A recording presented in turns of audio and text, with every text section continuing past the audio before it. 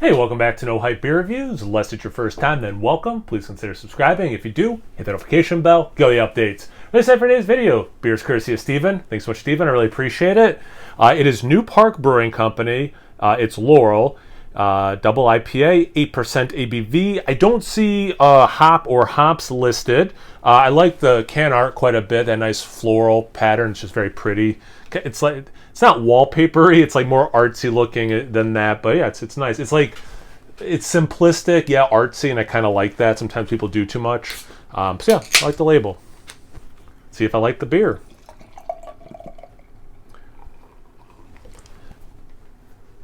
So it does have that typical, somewhere in that orange with some yellow mixed in. Definitely dirty glass. I think I got it. Yeah, definitely orange. It's not the haziest beer I've ever seen, but it's certainly well beyond unfiltered into that hazy realm. But like it's not like approaching like turkey gravy or a butternut squash soup or something.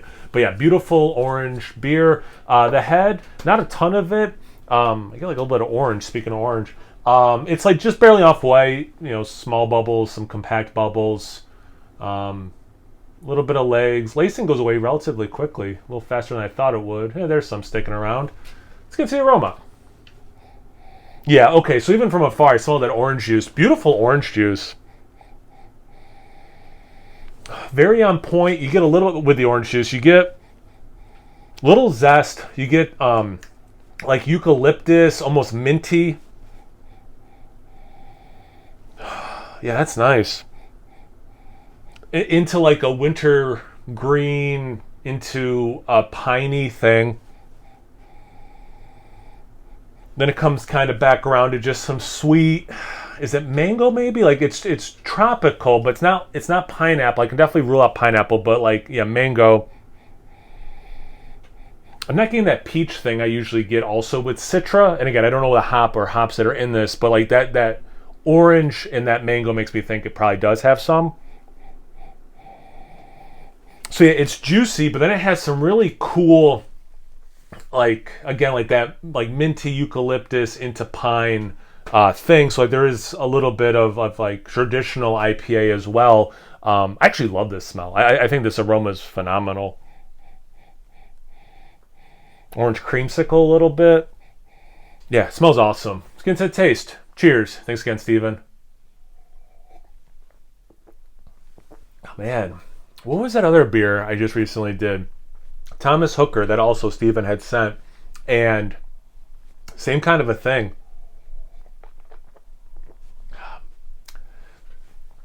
Recently, and I mean like for a while now actually, IPAs that look like this, that on the hazy side, I'll get that initial burst of fruit and then the bitterness kicks in.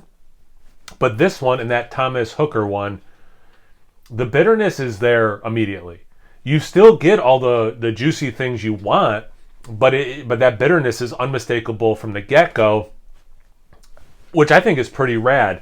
I also, just to be fair, am coming off of a bunch of barrel-aged barley wines, a barrel-aged stout, and then this is my second IPA since like that binge. So I think it's important to mention sometimes if I'm like coming off of like a little while of completely different style, and what my palate might be accustomed to right now.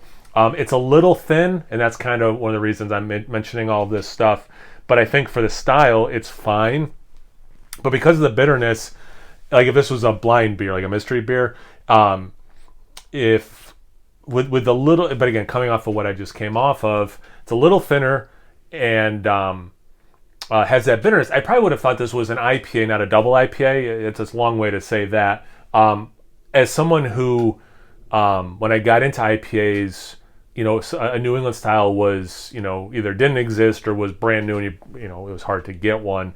So I'm used to drinking those old school, right?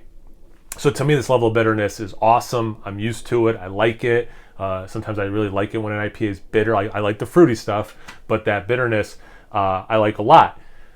If you have not enjoyed a lot of bitter IPAs, this might be too bitter because it has that bitterness throughout. But man, I think, and talk about, here's a good use of the word refreshing. This beer is super refreshing.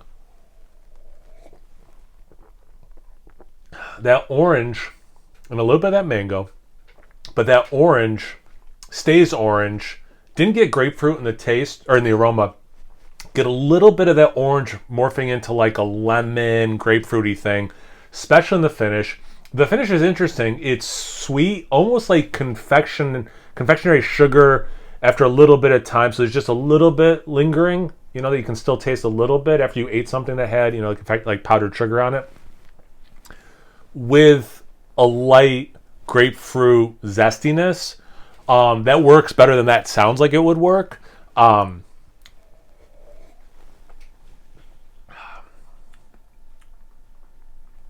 Yeah, I mean, it really is. I don't get lime, so it is those three in the citrus. So it's very citrus forward, I guess, for me.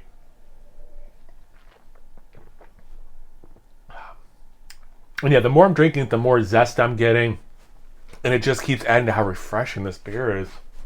Yeah, it's nice. Yeah, if you like citrus, like actual fruit and like opening it up, getting the those essential oils popping, the vibrancy of peeling into fruit or into citrus, this is that in beer form, and I'm not mad at it.